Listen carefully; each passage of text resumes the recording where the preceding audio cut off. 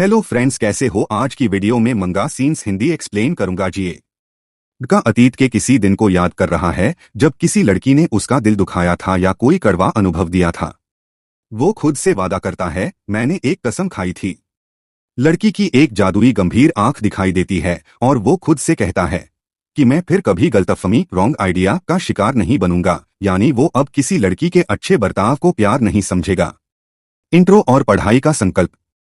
लड़का अपना परिचय देता है। मेरा नाम काजुआकी ओकाबे काजुयाकी ओकाबे है और मैं हाई स्कूल के सेकंड ईयर में हूँ। वो बताता है कि वो अपना सारा खाली समय यहाँ तक कि स्कूल के रास्ते में और ब्रेक्स में भी सिर्फ पढ़ाई में लगाता है ताकि एग्जाम्स में फेल न हो। वो ठान चुका है कि वह किसी भी तरह की सांसारिक इच्छाओं, वर्ल्डली डिजायर्स या अट्रैक्शन के आगे नहीं झुकेगा। लेकिन तभी कहानी में मोड़ आता है। हालांकि ओकाबे नोटिस करता है कि उसकी क्लासमेट कियारा सानो लगातार उसकी तरफ देख रही है और दोनों की नजरें मिल रही हैं, लॉकिंग आइज। सानो का चेहरा शर्माया हुआ और बेहद खूबसूरत दिखाया गया है। ओकाबे का दिल तेजी से धड़कने लगता है और वो पैनिक होकर सोचता है, क्या यह मुझसे प्यार करती है। ओकाबे तुरंत खुद को संभालता है। उफ, बाल बाल बचा। मैं फिर से गलतफहमी पालने ही वाला था। मैं हर चीज को इतना बढ़ा चढ़ाकर क्यों सोचने लगता हूँ। तभी एक और लड़की पीछे से आती है और कहती है, नया टर्म अभी शुरू ही हुआ है और तुम अभी से पढ़ रहे हो। कितने शानदार हो। वो लड़की ताना मारती मजाक उड़ाती है, वैसे ऐसा लगता है कि अभी भी तुम्हारा कोई दोस्त नहीं बना है। ओकाबे जवाब देता है, मुझे फर्क नहीं पड़ता। मैंने हाई स्कूल में सिर्फ पढ़ाई पर फोकस करने का फैसला किया है। तभी वो लड़की कहती है, तो फिर मुझे लगता है। उस लड़की का नाम हिना निशिना है। वो मुस्कुराते हुए कहती है, इस साल भी तुम सिर्फ मेरे लिए रहोगे। ओकाबे सोचता है कि निशिना उससे बिल्कुल उलट है। वो खुशमिजाज और पॉपुलर एक्सट्रोवर्ट है। निशिना ओकाबे के लाल चेहरे को देखकर कहती है, रिलैक्स। तुम्हारा चेहरा तो बिल्कुल टमाटर जैसा लाल हो गया है। ठीक तो हो। ओकाबे खुद को समझाता है, नहीं, ये लोग एक्सट्रोवर्ट्स बस ऐसे ही बर्ताव करते हैं। यह कोई प्यार व्यार नहीं है। ओकाबे अंदर से घबरा रहा है, मैं बिल्कुल ठीक नहीं हूं। यह लड़की ऐसी बातें क्यों करती है जिससे मुझे गलतफहमी हो जाए। निशिना कहती है, यह लगातार दूसरा साल है जब हम एक ही क्लास में हैं और इस बार भी हमारी सीटें एक दूसरे के बगल में हैं। यह तो पक्का किस्मत फेट का खेल है। ओकाबे शर्माकर अपना मुंह छुपाता है और कहता है, मुझे लगता है तुम्हें ऐसी बातें नहीं बोलनी चाहिए। निशिना हैरान होकर हंहर कहती है। ओकाबे आगे कहता है, क्योंकि तुम काफी क्यूट हो। यह सुनकर निशिना चौंक जाती है। ओकाबे मन में चिल्लाता है, अगर तुम ऐसा करोगी तो मैं फिर से गलत सोचने लगूंगा। निशिना उसे देखती रह जाती है। ओकाबे को अचानक अपनी बात पर शर्म आती है। हे भगवान, यह थोड़ा अजीब क्रीपी हो गया। वो कहता है कि वो बस पढ़ना चाहता है। निशिना पूछती है, तुम्हारा क्या मतलब था। मुझे बताओ ना। तभी पीछे से पहली वाली लड़की कियारा सानो भारी कदमों से उसकी तरफ बढ़ती है। कियारा सानो अचानक ओकाबे के बिल्कुल करीब आकर खड़ी हो जाती है। ओकाबे पूरी तरह डर जाता है कि आखिर इसे क्या हुआ।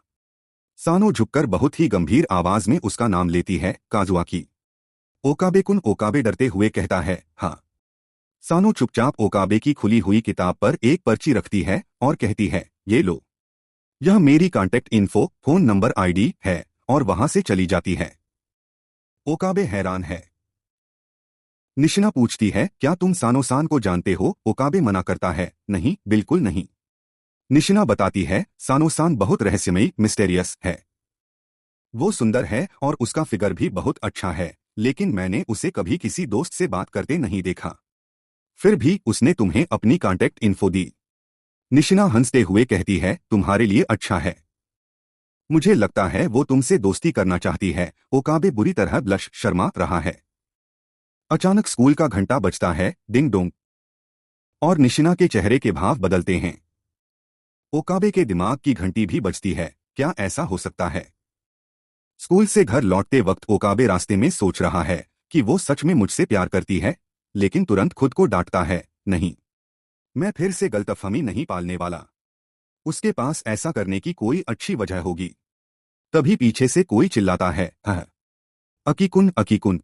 ओकाबे को रास्ते में उसकी बचपन की दोस्त मिलती है जो कहती है, रुई, काफी समय बाद मिले। मुझे खुशी है कि हम फिर से एक ही स्कूल में हैं।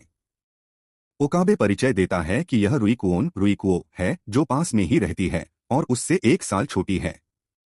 रुई के हाथ में कुछ खत लेटर्स देखकर ओकाबे चौंकता है। क्या ये सब लव लेटर्स हैं? नए टर्म का तो पहला ही दिन है, रुई मुस्कुराकर कहती है। हाँ, लड़कियों को ऐसी चीजें पसंद होती हैं। अचानक हवा का एक तेज झोंका चलता है और रुई के हाथ से खत उड़कर पास के फव्वारे फाउंटेन में गिर जाते हैं। ओकाबे घबराकर उसे नई यूनिफॉर्म का ध्यान रखने को कहता है, लेकिन रुई बिना परवाह किए फव्वारे से खत उठाने लगती है। वो कहती है, इन्होंने यह सब मेरे बारे में सोचते हुए लिखा है, मैं इन्हें बर्बाद नहीं होने दे सकती। रुई खत हाथ में लेकर मुस्कुराती है और ओकाबे मन में सोचता है, यह कितनी कूल है। ओकाबे उसे अपना रुमाल देते हुए कहता है, तुम हमेशा की तरह आज भी बहुत कूल हो रुई। रुई ओकाबे का रुमाल लेती है और शर्माते हुए कहती है, मैं भी तुम्हारे लिए यही कह सकती हूँ अकीकुन। तुम अभी भी बहुत दयालु हो। फिर वो अचानक ओकाबे के करीब आकर पूछती है, क्या तुम अब फिर से मेरे प्यार में पड़ रहे हो?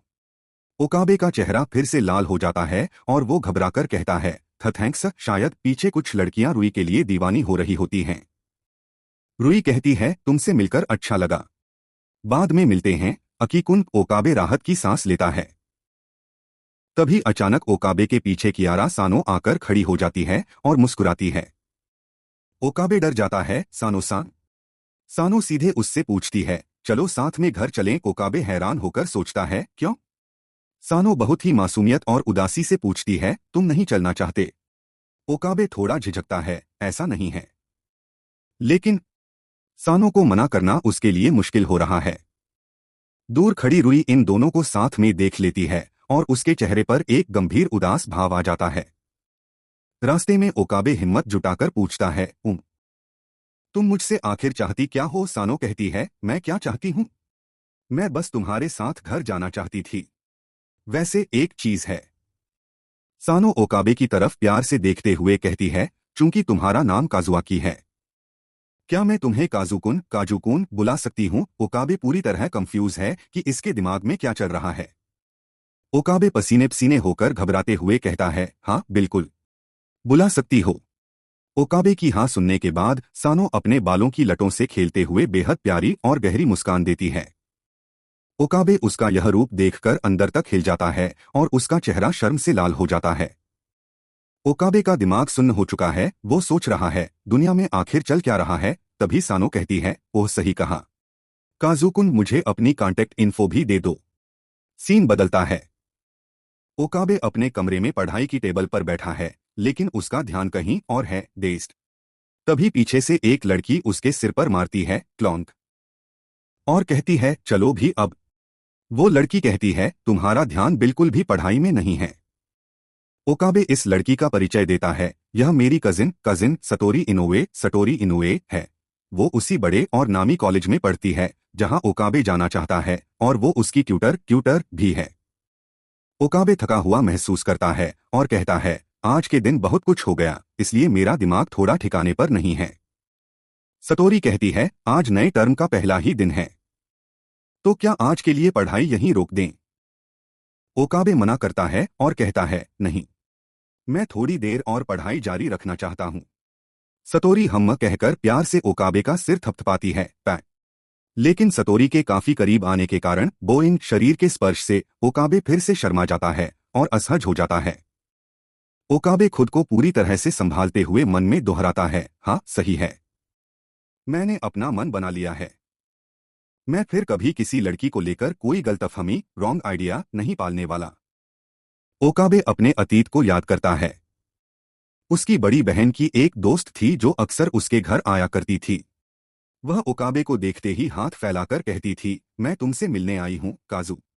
वह ओकाबे को गले लगा लेती थी और कहती थी, मैंने तुम्हें कल से नहीं देखा, मुझे गले लगाओ। ओकाबे शर्माकर सोचता था कि भले ही जेंडर उल्टे हों, लेकिन यह एक तरह का सेक्सुअल हैरेसमेंट है।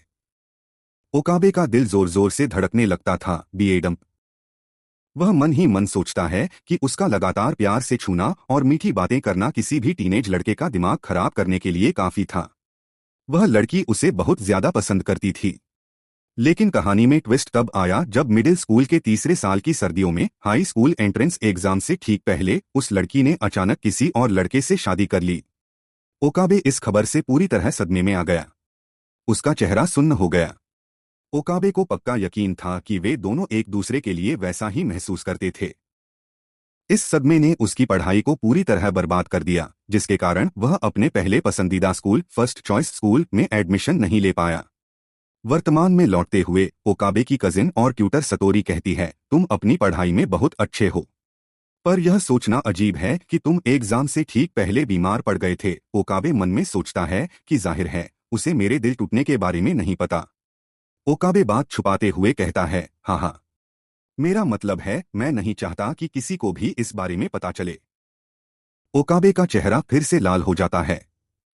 वह अंदर से बहुत बेचैन है, लेकिन बाहर से गंभीर होने का नाटक करता है। वह सोचता है मैं बाहर से बहुत सीरियस बनता हूं, लेकिन अंदर से मैं रोमांस के बारे में सोचना बंद नहीं कर पा रहा।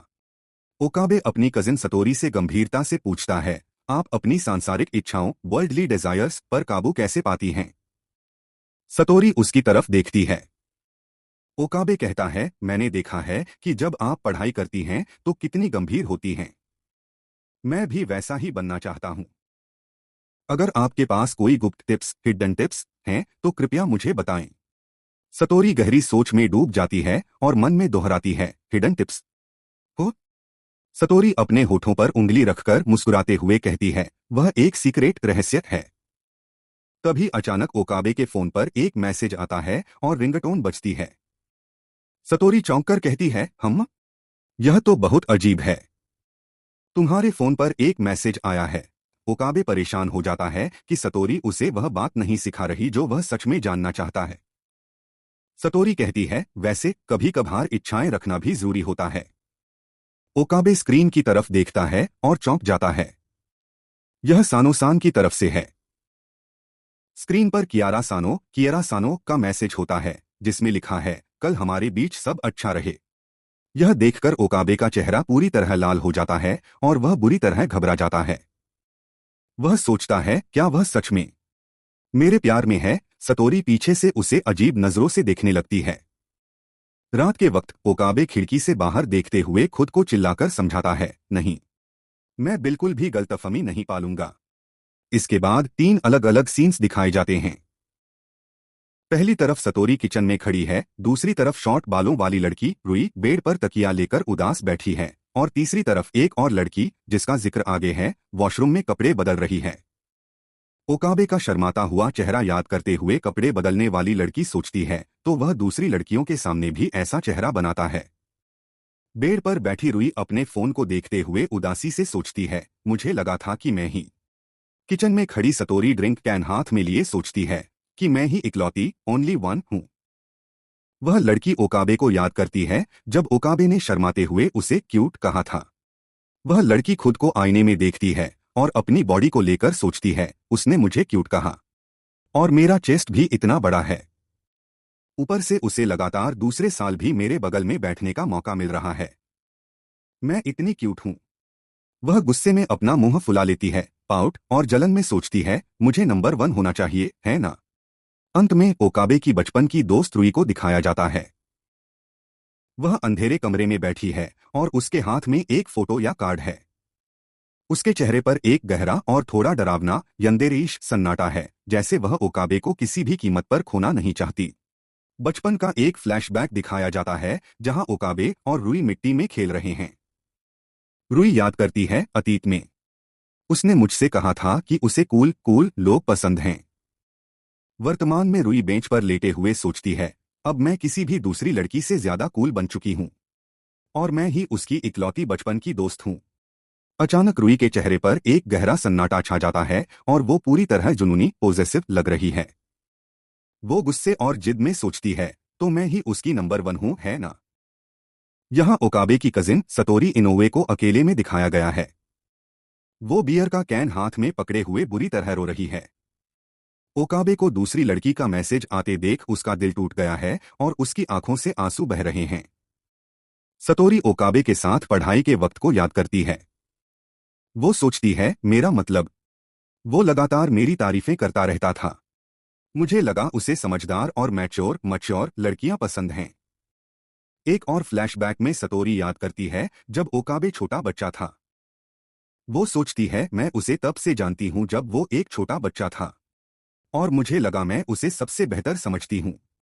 ओकाबे की पीठ दिखाई देती है और बैकग्राउंड में वो अलग अलग नाम गूंज रहे हैं जो लड़कियां उसे बुलाती हैं, काजुआकी, अकीकुन, ओकाबे। तीनों लड़कियों सतोरी, रुई और बगल में बैठने वाली लड़की के गुस्से और रोने वाले चेहरे एक साथ दिखाए गए हैं। उन सबके दिमाग में एक ही बड़ा झटका लगा है, तो तुम मेरे प्यार में नहीं थे।